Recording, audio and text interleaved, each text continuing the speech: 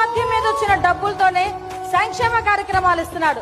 Literal గా చెప్పాలంటే మీరు నాన్న తాగితేనే అమ్మకి అమ్మఒడి, తాత తాగితేనే పెన్షన్, ఇంట్లో ఎవరైనా మగాళ్ళు తాగితేనే అక్కడికి వచ్చేసరికి ఆసరా గాని చేయుత గాని. అధికారికంగా మద్యం మీద ఈ 4 సంవత్సరాల కాలంలో వచ్చిన డబ్బు 1,00,000 కోట్లు అక్షరాల.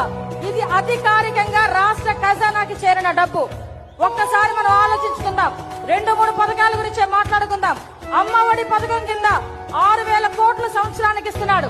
అంటే సుమారుగా 24 కోట్లు ఈ 4 సంవత్సరాల్లో వచ్చాడు. ఆ 1,00,000 కోట్ల 24 కోట్లు అమ్మఒడికి ఇచ్చాడు. ఆసరాకి ఇంకో 20,000 కోట్లు ఇచ్చాడు.